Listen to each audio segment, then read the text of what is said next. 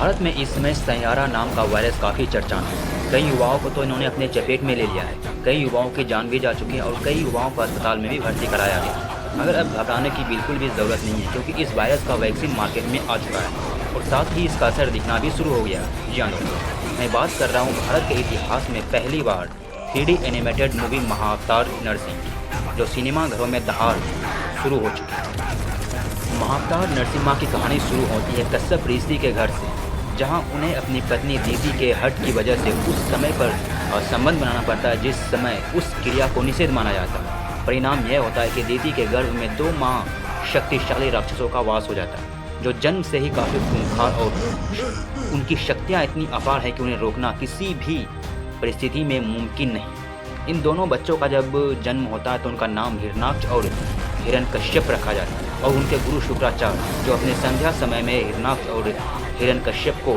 सारी विद्या देते थे, उन्हें और भी ज़्यादा खतरनाक बनाते हैं। साथ ही ये भी बताते हैं कि राक्षसों के सबसे बड़े जो दुश्मन हैं वो विष्णु है, जिसके बाद हिरणाक्ष और हिरण्यकश्यप विष्णु जी को ढूंढना शुरू करते हैं ताकि वो उन्हें मार सकें।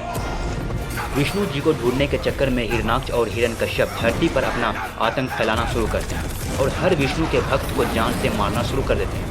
हिरणाक्ष को इसी बीच एक ऐसी तरकीब सूझती है जिससे भगवान विष्णु खुद उसके पास चल कर आए। हिरणाक्ष भूमि को यानी कि धरती को सागर में डुबो देता है और धरती की रक्षा करने हेतु स्वयं आते हैं भगवान विष्णु, वो 12वां अवतार लेकर। वो न सिर्फ धरती को बचाते हैं बल्कि हिरणाक्ष का अंत भी करते हैं। अपने भाई के अंत के बाद हिरण्यकश्यप और भी बेकाबू हो जाता है। तभी उनके गुरु शुक्राचार्य बताते हैं कि अगर तुम्हें विष्णु से लड़ना है तो तुमको ब्रह्मा जी का तपस्या करना होगा ताकि तुमको मनचाहा वरदान मिल सके। इसके बाद वो कठोर तपस्या करता है, जिसके कारण ब्रह्मा जी प्रसन्न होकर उसको मनचाहा वरदान मिल जाता है।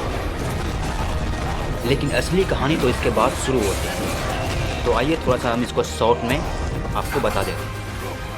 यह कहानी जो है हिंदू पौराणिक कथाओं से ली गई है, जहाँ भगवान विष्णु नरसिंह अवतार में आते हैं। हिरण्यकश्यप का एक पुत्र होता है जिसका नाम प्रहलाद होता है, जो भगवान विष्णु की भक्ति करता है, जो अपने ही पिता हिरण्यकश्यप के खिलाफ खड़े हो जाते हैं।